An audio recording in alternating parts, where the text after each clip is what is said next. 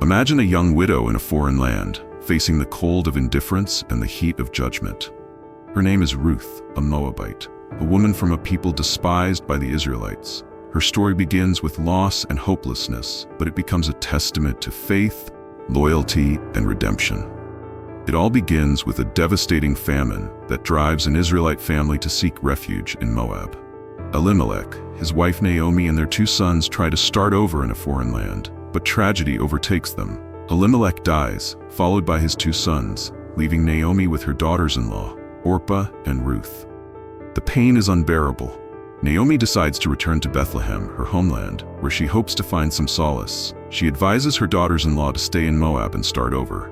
Orpah, after much crying, agrees. But Ruth makes a surprising and courageous choice. She refuses to abandon Naomi.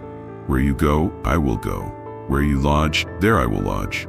Your people will be my people, and your God, my God," Ruth declares. With these words, she not only demonstrates loyalty to her mother-in-law, but also a firm decision to embrace the God of Israel. Imagine the tension of this choice.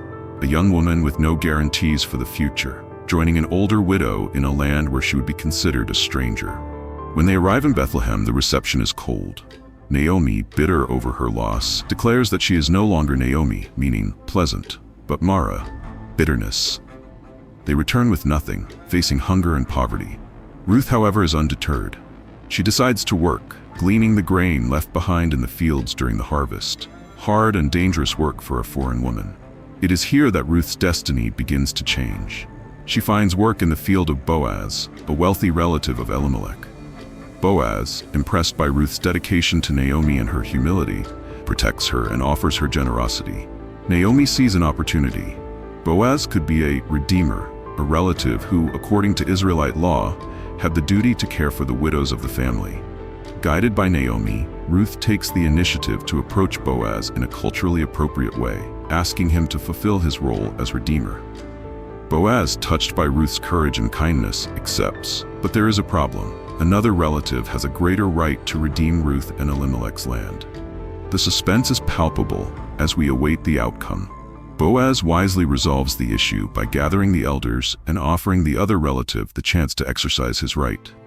When the other relative declines, Boaz assumes the role of redeemer.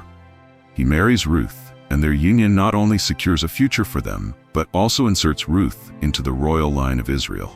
She becomes the great-grandmother of King David, and later an ancestor of Jesus Christ.